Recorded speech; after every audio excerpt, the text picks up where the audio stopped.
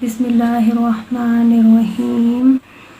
हज़रत अबू हुरैरा रज़ी अल्लाह अन्हु फरमाते हैं कि एक कबीले के दो सहाबी एक साथ मुसलमान हुए। उनमें से एक साहब जिहाद में शहीद हो गए और दूसरे साहब का 1 साल बाद इंतकाल हुआ। हज़रत अबू तलहा बिन उबैदुल्लाह फरमाते हैं कि मैंने ख्वाब में देखा कि वो साहब जिनका 1 साल बाद इंतकाल हुआ था उन शहीद से भी पहले जन्नत में दाखिल हो गए। तो मुझे बड़ा ताज्जुब हुआ कि शहीद का दर्जा तो बहुत ऊंचा है, वो पहले जन्नत में दाखिल होते। मैंने हुजूर सल्लल्लाहु अलैहि वसल्लम से ख़ुद अर्ज़ किया या किसी और ने अर्ज़ किया तो हुजूर अक़दस सल्लल्लाहु अलैहि वसल्लम ने इरशाद फरमाया कि जिन साहब का बाद में इंतकाल हुआ इनकी नेकियां नहीं देखते कितनी ज़्यादा हो गईं। एक रमज़ानुल मुबारक के पूरे रोज़े भी उनके ज़्यादा हुए और 6000 और इतनी रकतें नमाज की 1 साल में उनकी बढ़ गई।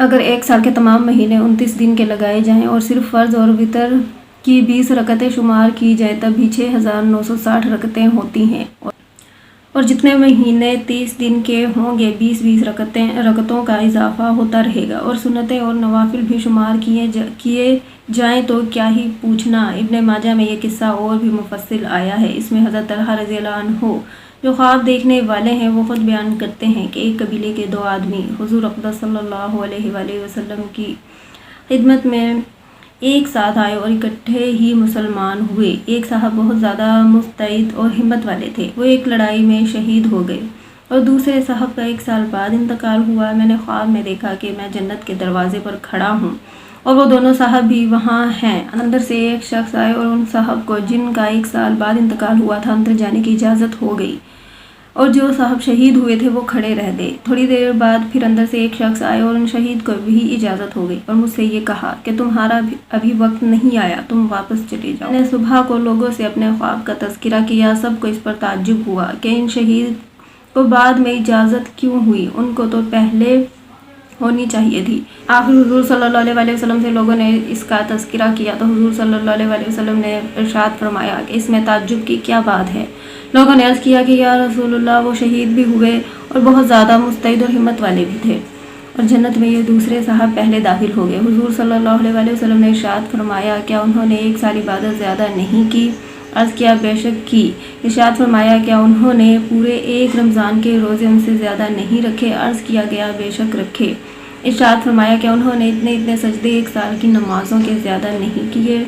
अर्ज़ किया गया बेशक किए। हुजूर सल्लल्लाहु अलैहि वसल्लम ने फरमाया फिर इन दोनों में आसमान ज़मीन का फ़र्क हो गया।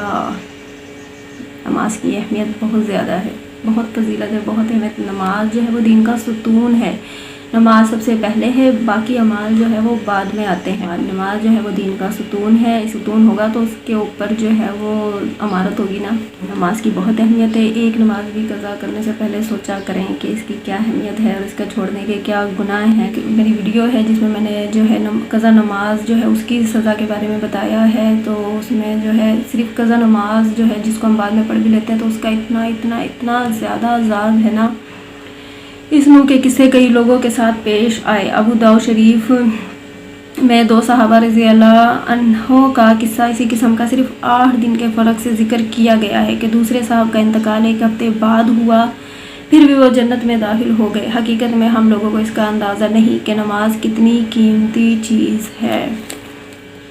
आखिर कोई बात तो है कि हुजूर अक़दस सल्लल्लाहु अलैहि वसल्लम ने अपनी आँखों की ठंडक नमाज में बतलाई है। हुजूर सल्लल्लाहु अलैहि वसल्लम की आँख की ठंडक जो इंतहाई मोहब्बत की अलामत है, मामूली चीज़ नहीं।